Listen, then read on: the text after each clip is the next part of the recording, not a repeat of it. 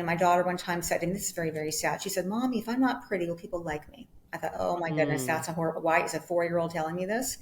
And I thought this is something that obviously that she must be hearing on either on YouTube or her school or other, society in general. I thought I've got to find a way to inspire her and let her know that, of course, what's the matter with the concept of insider beauty is more important than outer beauty and all that. But I thought she's already having self-esteem issues at such a young age. And then, of course, she didn't like I. reading very much either. She didn't like reading. I thought, I mean, if I can Mm-hmm. write some books that maybe she would like to read, maybe she'd actually get more into wanting to read, hopefully. And so I try to write things, hopefully, that she liked and hopefully would get characters that she liked to understand, she hopefully would relate to. And that kind of helped to inspire, me wanting to write books as well. Welcome to the True Fiction Project, a podcast series that explores the origins of fiction.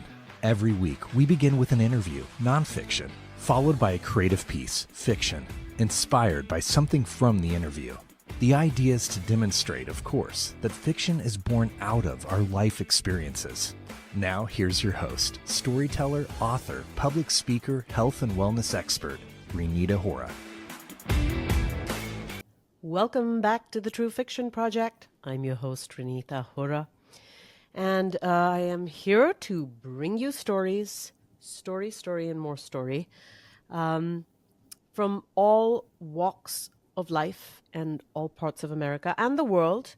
And today I bring you Erika Silverman. She is multifaceted. She is a wife, she's a mother, an estate planning attorney, and an author. She has written about 14 books, is what she says, and I think most of them, if not all, are children's books. So let's get straight into it. Hi, Erika, and welcome to the True Fiction Project. Oh, thank you for having me. It's an honor to be here. I appreciate having me. Great to have you. And so to ask you right off the bat, you are a children's author specifically, or not necessarily? Yes, I enjoy writing children's novels, inspirational books, of course. Inspired by of course, I'm a mother of 2 small children, so they inspire me to write, of course, books for them and, of course, their friends. And I just enjoy writing that kind of genre. Fantastic. And you've been covered by the New York Times. Is that I right? have. I had a featured article written about me. I was very honored with that, very unexpected.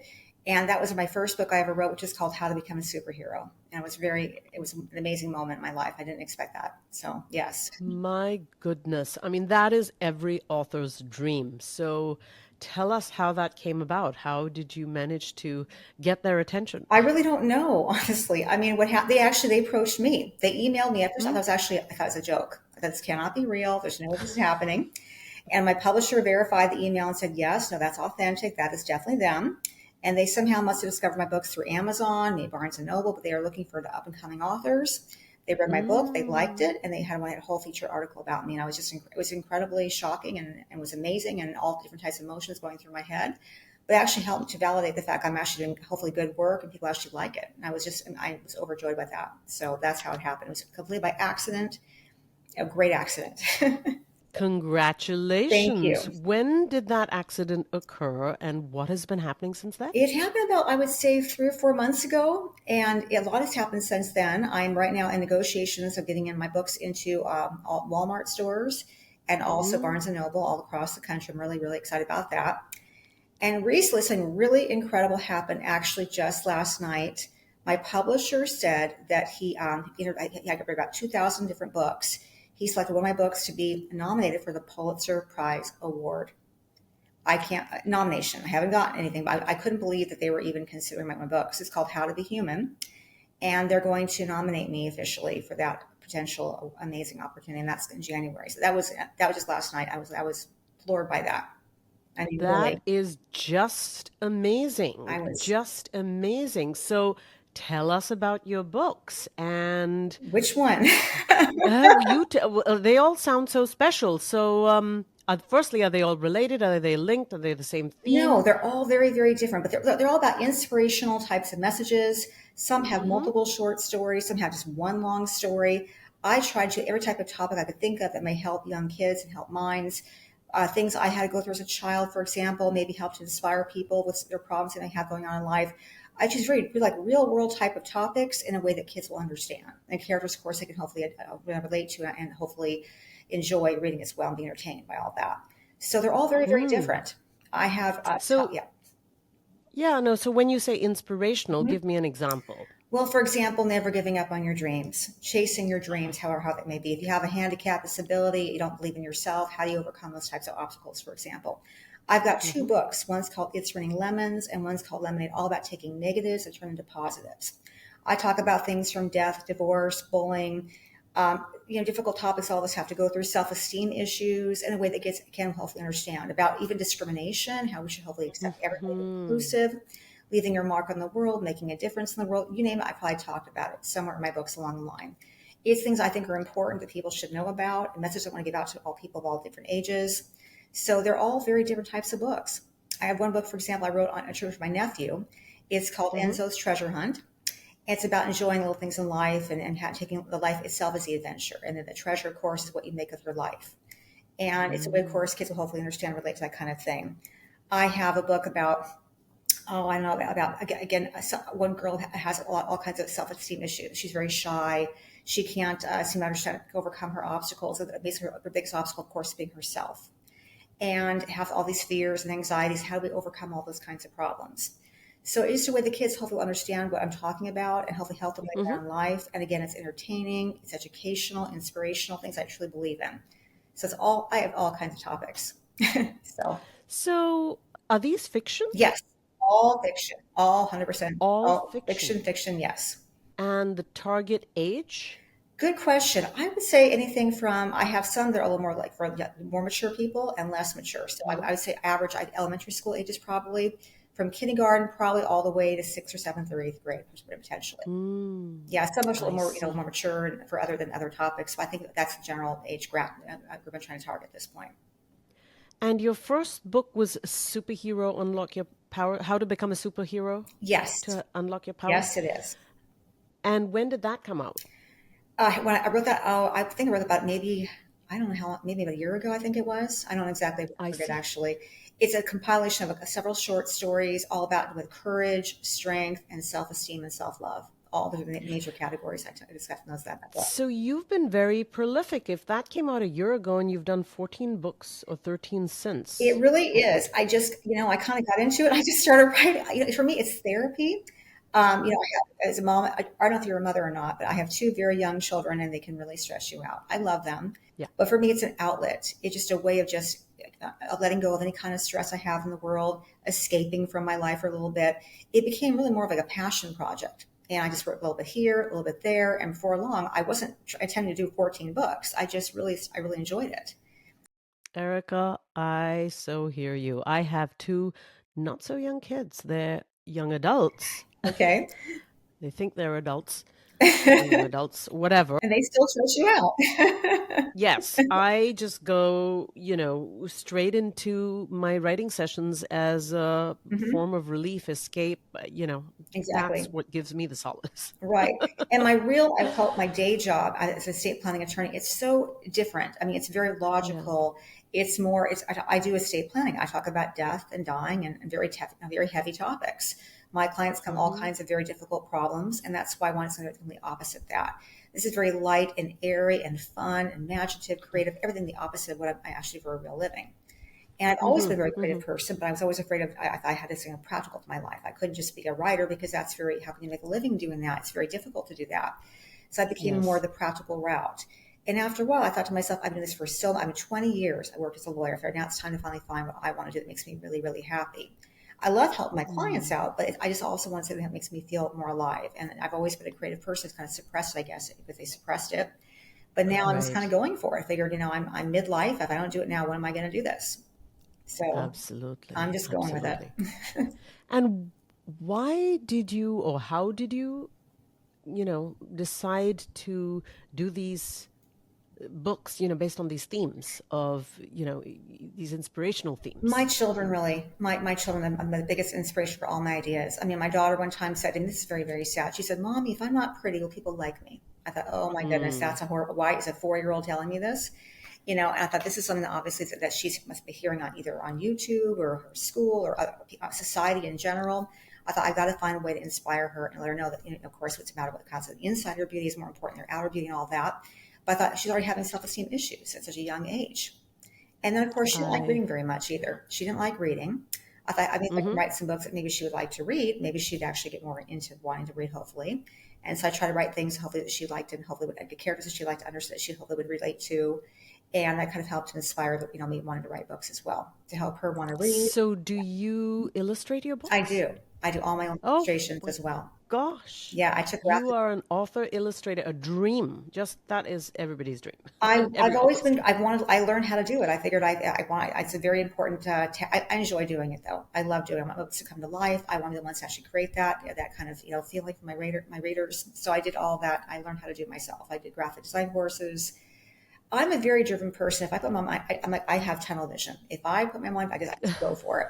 I'm a little crazy that way, but I just do it. And that's why I've never had graphic design courses in my life. I've never even taken a writing class. I just thought I enjoy doing this. Let's just see where it goes.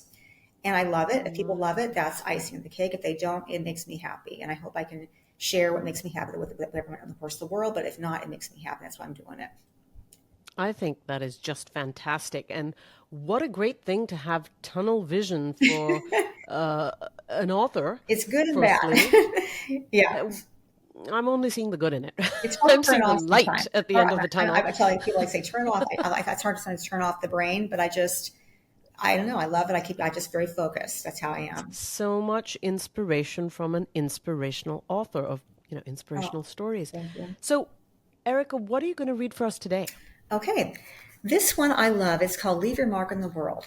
And the whole idea about it is while we're here on this earth, make our life count. Let's do something meaningful with our lives. Otherwise, why are we here, basically? And it's kind of like if you don't let the people know that you were here, when unfortunately it's like you'll be invisible. No one's actually going to know that you were here, what contribution you made to society. I think it's important all of us try to find out what makes us happy in life, how we can make the world a better place, leave the world better than how you found it. That's my motto, basically. I have to ask you, does this tie into the idea of leaving a legacy straight from your day job and estate planning? I'm hoping so. I think all of us want to be remembered while we're here. I mean, in some kind of way, like I want to know that maybe I did maybe I impact the world in some kind of way. Like I make my life count for something. I'd like to believe that. I think all of us have wonderful gifts we should offer this world. We're all very special. We should figure out what those gifts are. And while we're here, let's just do something with those gifts because we're here for a very short period of time, unfortunately. Absolutely. Okay, before you segue into the reading, let our listeners and viewers and readers know where we can find you online, offline. Yes. Everywhere. Well, Amazon, of course, and Barnes and Noble, of course, online stores, and eventually hopefully on all the stores as well. But right now, Amazon and Barnes and Noble. And also, I'm sorry, Walmart. I saw Walmart.com as well. I forgot about that. Yeah, sorry. Yes, Walmart.com. Okay. Fantastic, Erika. Okay, so let's hear what you're going to read in your hands. And now to the premise of the True Fiction Project, which of course is to create fiction out of nonfiction. Okay, this is about a very selfish marking pen. This pen does not want to contribute to the world. This pen only cares about himself. And basically right now, he's not a permanent marker. He's a washable marker, but he wants to become permanent. So he asks his friends, well, how can I become permanent? And they say, well, you have to do something important with your life. So he tries all kinds of things to make himself important and noticeable. He wants to become permanent marker, but so far he's just washable because he's very selfish. For example, the little girl is trying to draw a picture and he pushes the marker out of the way to make sure she only uses him. Again, he only cares about himself, not his friends, nobody else. And as far as he's concerned, the world revolves around him. So the next morning I asked Winona, this is of course the lady who's the marking pen, she's the girl that owns the marking pen, how can I become a permanent marker? Your actions and how you lead to treat others make an important impact on the world. The more you help others and make the world a better place, the more of a lasting positive effect you'll have on others. You will only have a permanent mark on the world that will never be forgotten or erased as long as you do things to help other people. So you have to make a difference. And all of a sudden, he started doing all kinds of wonderful things. For example, Brad's parents were fighting one day. He wrote a letter saying, sorry, I love you. Try to help that argument and help those couples hopefully reconcile their differences. At their time, he saw a crime happening in the neighborhood. He wanted to watch a potential crime going on. He's trying to do all kinds of random acts of kindness for people, essentially. And all these things he's hoping will make him hopefully more of a noticed person, actually make a contribution to not just the world. At first, he did it for selfish reasons. He wanted to be a permanent marker.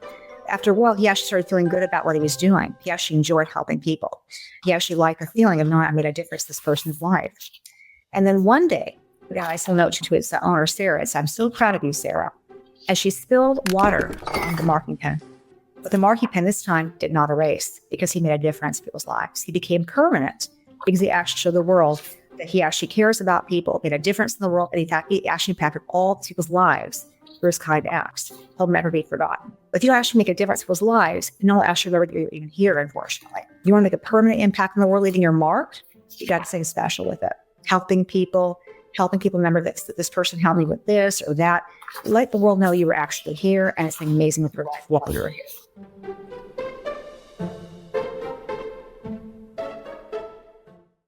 What a beautiful story. You know, where I come from in India, we have a concept which you might have heard of, karma. Yes, I do. Yes.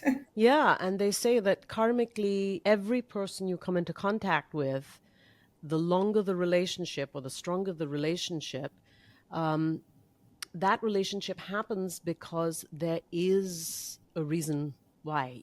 Something to learn, something to give, something to contribute, something to exchange.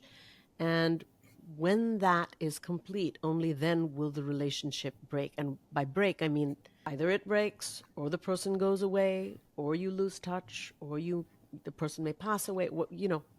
The relationship, once it's complete, once the karmic action is complete, then it also completes the relationship. So that is the belief. So I love your story. Oh, thank you. Because I think if you can work your way from being that erasable marker to a permanent marker, that really is the pure example of a complete soul journey. Oh, thank you. That's very symbolic, I suppose. It's like leaving your mark in the world literally and figuratively. That's kind of what I'm talking about. With kids, of course, I understand about marking pens. Because I'm sure Wonderful, Erika. Okay, well, we are definitely going to make sure to include links to your books and everything in our show notes. But I know that you're going to offer something extra special for our paid subscribers. Yes. So paid subscribers, or I should say non-paid subscribers, I hope you're listening. And if you haven't signed up to be a paid subscriber, please do hit that paid subscription button. Erika, let us know what that's going to be. Just give us a little bit of a teaser so we can be incentivized to This story is called Peanut Butter and Jelly. That basically opposites do attract. And then and we have to understand that people may have differences, but try to embrace people's differences whenever possible. That's a very important lesson. So if you meet someone, for example, that may not look like you or act like you or be like you, just remember that they have something important to offer as well. Give them a chance, get to know them. Okay, so everybody, I hope you were listening. In order to access that story, you will definitely need to go to the paid subscription area. Erika, thank you so much for being on the show today. It has been so much fun to have you on the True Fiction Project. Oh, thank you for having me. It's a pleasure. I appreciate you having me. I really do. That is Erika Silverman. She is a children's author, an estate attorney, a mom, and just a wonderful, very prolific person, author with tunnel vision, inspirational author writing inspirational books. And this is the True Fiction Project. I'm your host, Renita Hora. Thank you for listening to the True Fiction Project with Renita Hora. Be sure to subscribe to the newsletter to receive more inspiring stories showing how fiction is born from our everyday experiences. For more information, visit www.truefictionproject.com.